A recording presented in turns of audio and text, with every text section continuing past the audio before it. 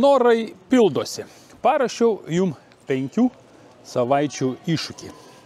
Tai yra 5 paprastos technikos. Iš pirmo žvilgsnio atrodo, kad yra paprastos.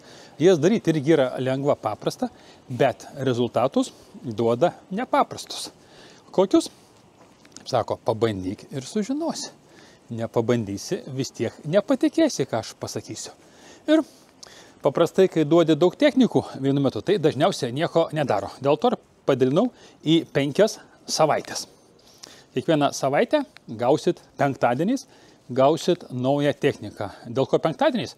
Šiaip visi, kas sugalvoja, ką nors pradėti, mesti, nustoti ar kažką tai daryti pradėti, sausio 1 ar pirmadienį, patys žinot, dažniausiai to nedaro. Dėl to penktadienis, pasibaigus darbo savaitai, vakare savo galima atsisėsti, atsipalaiduoti, pažiūrėti, kas per techniką ir pradėti ją daryti artimiausią savaitę iki sekančio penktadienio. A dar geriau, sekantį penktadienį pratęsti 1 savaitės ir daryti vieną techniką. Čia tiem, kas iš tikrųjų, kaip bepročiai, nori pakeisti savo gyvenimą.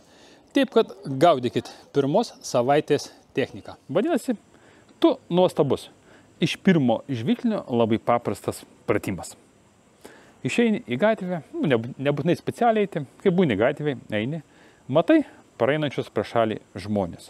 Ir sakai, tu nuostabus. Gali sakyti tyliai, savo mintyse, gali sakyti tyliai pašnabždom, a dar geriau sakyti garsiai. Tai bus didžiausias efektas. Kai kas sakytų, kas čia per nesąmonė. O čia suveikia 2 gamtos dėsniai. Pirmas dalykas, kur mūsų dėmesys, ten ir rezultatas. Jeigu mes koncentruojamės į nuostabius žmonės, tai mūsų aplinkoje kokie žmonės atsiranda? Nuostabus. O čia įsijungia antras gamtos dėsnis.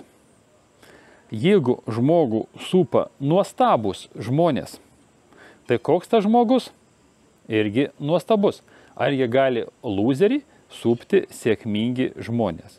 Ar blogų žmogų gali supti nuostabus žmonės? Ir kaip visą laiką, darom minimum savaitę ir rašom savo rezultatus. Kaip sekėsi daryti, kokias buvo pirmos mintys ir kokie rezultatai, kaip pasijautėt. O pasijausit labai įdomiai. Nesakysiu kaip, kas padarys, tie parašykit, nes čia yra efektai keliose gyvenimo srityse vienu metu. Mielieji, darom ir keičiam savo gyvenimus. Tu nuostabus.